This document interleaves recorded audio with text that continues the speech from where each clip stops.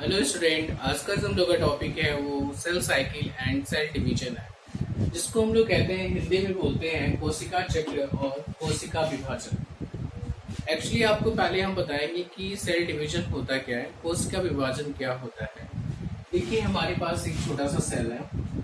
ये हमारे पास एक सेल है। जो सेल होता है उसके सेंटर में हमारा न्यूक्लियस प्रेजेंट होगा और साइटोप्लाज्म इसके चारों तरफ प्रेजेंट होता है।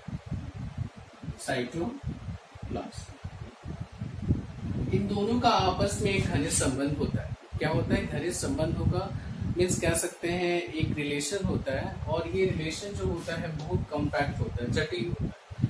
ये जो संबंध होता है जब टूटता है, टूटेगा कैसे? जब सेल जो होगा अपने साइज में वो इंक्रीज होगा, डेवलप होगा, वृद्धि करेगा। जब वो डेवलप करेगा, ग्रोथ करेगा, तो क्या होता है, हमारा न्यूक्लियस और साइटोप्लाज्म का जो कनेक्शन होता है वो क्या होगा, वो टूट जाएगा। क्या होगा? ब्रेक हो जाएगा। तो इस ब्रेक होने के बाद जो हमारा जो सेल जो होती है वो टू पार्ट्स में डिवाइड हो जाती है। टू पार्ट्स या हम कह सकते हैं वो हमारे डॉटर सेल्स में क्या होंगे, डिवाइड होंगे। जब डॉटर सेल्स में डिवाइड होती हैं, किसमें डिवाइड होती हैं? तो डॉटर सेल्स में ये डिवाइड होती है। तो डॉटर सेल्स में जब डिवाइड होंगे तो बहुत सारी डॉटर सेल्स, अब डॉटर सेल्स भी डिवाइड होंगे, ये क्या होंगे, ये भी डिवाइड होंगे। तो डिवाइड होने के बाद millions number of the cell बनाते हैं, जिससे एक वेल डेवलप बॉडी का फॉर्मेशन होता है, जिससे हमारे कोई भी एनिमल्स है या प्लांट है जिसकी बॉडी में ग्रोथ एंड डेवलपमेंट की प्रोसेस होती है, जिससे वह वृद्धि और विकास करते हैं।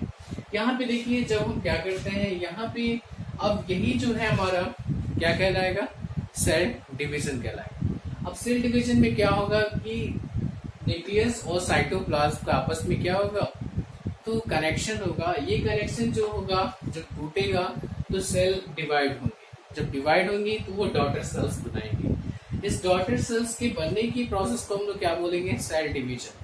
अब इतना आसान थोड़ी ना है कि ये टूटा बना, तो यह क्या होता है, एक साइकिल के थ्रू हमारा जो होता है ये प्रोसेस जो होगा कन्वर्ट होता है या चलता है।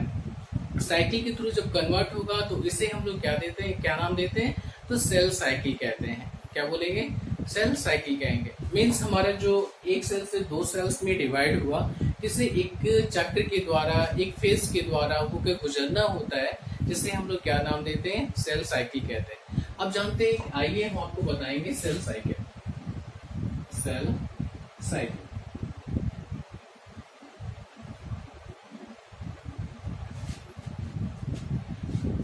जब कोई भी पेरेंट सेल्स होती हैं वो डॉटर सेल्स में डिवाइड होंगी, तो उसके अंदर बहुत सारी हमारी फेजेस होती हैं, जिससे वो फेजेस से होके हमारा गुजरता है, जिसके थ्रू हमारा एक पेरेंट सेल्स होंगे वो डॉटर सेल्स में डिवाइड होगी। देखिए, हम आपको एक फिगर के थ्रू बताएंगे। ये हमारे पास एक पेरेंट सेल्स है। इस पेरेंट सेल्स क्या होंगे, इसको डिवाइड किया जाएगा। मतलब ये डिवाइड कब होगा, तो इसके अंदर ग्रोथ होगा, डेवलपमेंट होगा, डीएनए आरएनए में ये संश्लेषण होगा, वो वृद्धि करेंगे। डेवलप करने के बाद फिर मैच्योर होगा। मैच्योर हो गया, मान लीजिए मैच्योर, मैच्योर होने के बाद वो फिर डिवाइड होने लायक हो गया, तो डिवाइड होगा। डिवाइड होने के बाद वो क्या करेगा, न्यू डॉटर सेल्स का फॉर्मेशन करेगा। वो करेगा, फॉर्मेशन तो करेगा, बट उससे क्या होगा, उसके अंदर पहले तो ग्रोथ होगा, जिससे उसके बॉडी में ग्रोथ होगा, फिर उसके डीएनए के स्ट्रक्चर में ग्रोथ होंगे। इस तरह क्या होगा, बहुत सारे फेजेस क्रम से आते हैं, जिसके थ्रू हमारा एक न्यू सेल का फॉर्मेशन होगा, जिसे हम लोग एक साइकिल के थ्रू रिप्रेजेंट किया जाएगा। उसे ही हम लोग क्या बोलते हैं, सेल साइकिल कहते हैं। क्या बोलेंगे? Cell cycle. अब सेल साइकिल की बात किया जाए तो आप मान लीजिए सेल साइकिल है, तो सेल साइकिल में कितने फेज हैं, फेज आपको याद भी करना पड़ता है कि इसके अंदर कितने फेज हैं। तो सेल साइकिल के अंदर फोर फेजेस होते हैं, सॉरी 4 फेजेस होंगे। फर्स्ट फेजेस हमारा आपको क्रम से लिखते हैं, क्योंकि पेपर्स में भी आता है क्रम से लिखने के लिए। 4 फेजेस का नाम हम क्रम से लिखेंगे। पहला जो हमारा जो फेज होता है उसको हम लोग बोलते हैं जीवन फेज। क्या नाम देंगे? जीवन फेज। सेकेंड जो होता है हम उसको बोलेंगे यस फेज। थर्ड जो होता है उसको बोलेंगे G2 फेज, और लास्ट होता है उसको बोलेंगे हम यंग फेज। इस यंग फेज को हम लोग बोलते हैं माइटोसिस फेजेस कहते हैं। माइटोसिस फेजेस को हम लोग बोलते हैं सूत्री विभाजन। यहाँ पे हमारा बात किया जाए तो जो G1 फेज है, यस फेज है, G2 फेज है, यंग फेज है, ये चारों क्या होते हैं, एक क्रम से एक साइकिल के थ्रू रिप्रेजेंट किया जाएगा, जिसे हम लोग क्या नाम देते हैं, सेल साइकिल कहते हैं। तो फर्स्ट हम लोग का जो टॉपिक हो जाएगा वो G1 फेज। आइए फिगर के थ्रू आपको समझाते हैं।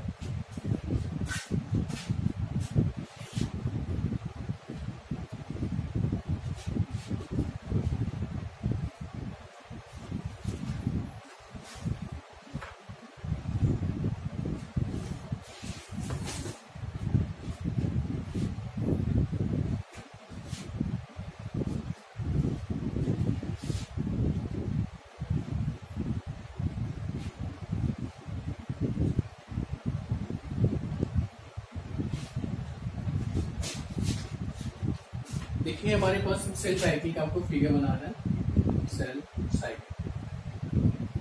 आप इस फिगर को ध्यान से देखेंगे। देखिए इसको हम लोग थोड़ा सा साइड में लिख देते हैं, सेल साइकिल। ये आपको दिख रहा है, ऐसे गोला हम लोग राउंड करके बना लेंगे।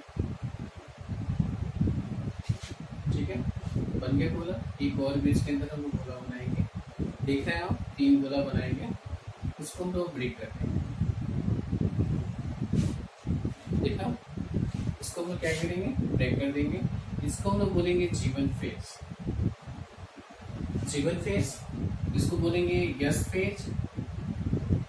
क्रम से आपको बताना है। G1 फेज के बाद आता है हमारा, यहाँ पे इसको हम लोग ऐसे डिवाइड करेंगे। दिख रहा,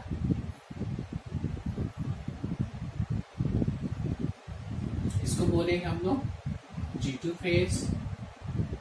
और यहाँ पे इसको बोलेंगे हम लोग, यहाँ लिख देते हैं यंग फेज। यंग फेज, यहाँ पे देखिए जो हमारा G1 फेज होता है उसको हम लोग बोलते हैं ग्रोथ एंड डेवलपमेंट। क्या बोला जाएगा, ग्रोथ एंड डेवलपमेंट।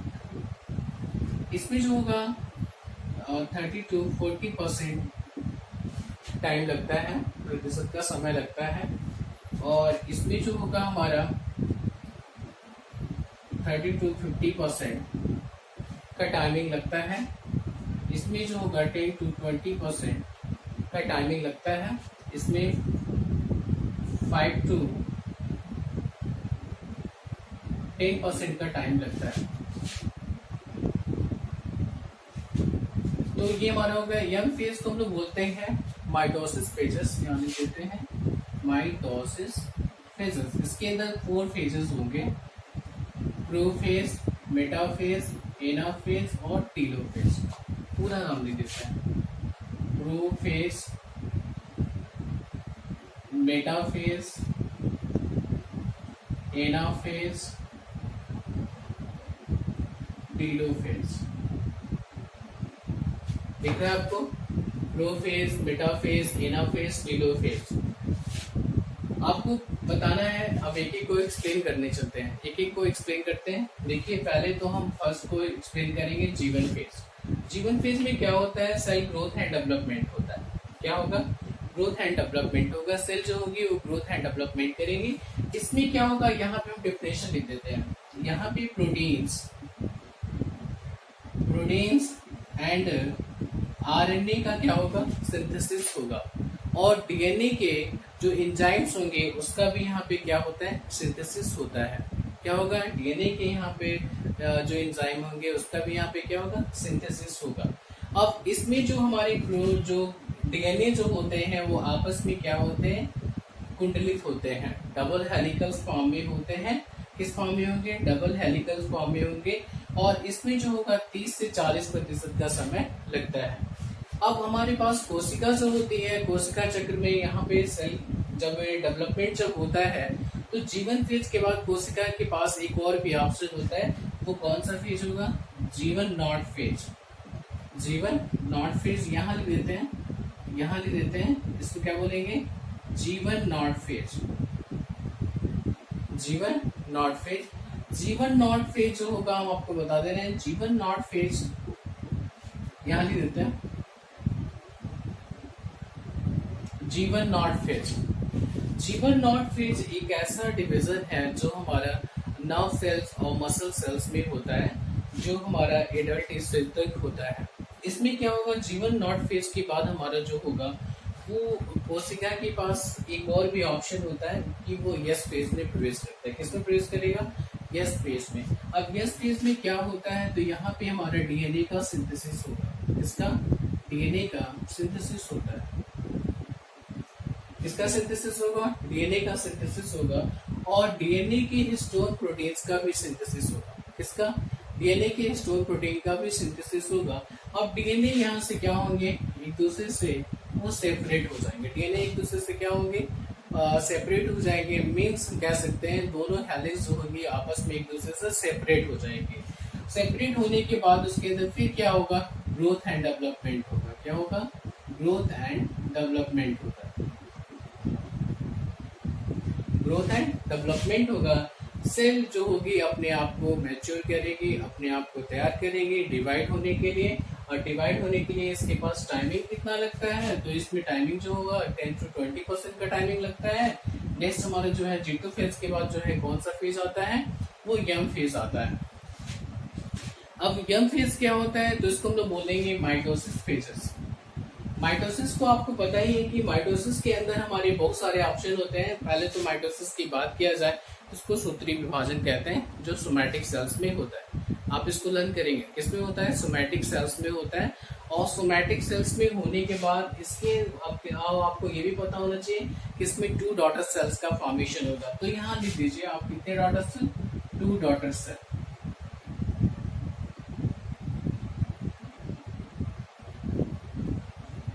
ठीक है, 2 डॉटर सेल्स होंगे। यहाँ पे जो माइटोसिस फेजेस होते हैं, उस माइटोसिस फेजेस को हम लोग डिवाइड करते हैं, 2 पार्ट्स पे डिवाइड किया गया है। एक तो बोलेंगे उसको हम लोग कैरियोकाइनेसिस और सेकेंड को बोलेंगे साइटोकाइनेसिस। तो फर्स्ट हम लोग को पढ़ना है, इसमें क्या पढ़ना रहता है, फर्स्ट को पढ़ेंगे हम लोग कैरियोकाइनेसिस और सेकेंड को बोलेंगे साइटोकाइनेसिस। तो मेरे पास यहाँ स्पेस है, मैं आपको बता देता हूँ कि जो हमारा माइटोसिस जो होता है उसको डिवाइड किया गया है 2 पार्ट्स में। 2 पार्ट्स में डिवाइड किया गया है। 2 पार्ट्स में पहला जो हो जाएगा हम लोग का कैरियोकाइनेसिस। कौन सा काइनेसिस, कैरियोकाइनेसिस। कैरियोकाइनेसिस में क्या होता है, न्यूक्लियस का डिवीजन होता है। आप लिखते जाएंगे, न्यूक्लियस का डिवीजन होता है।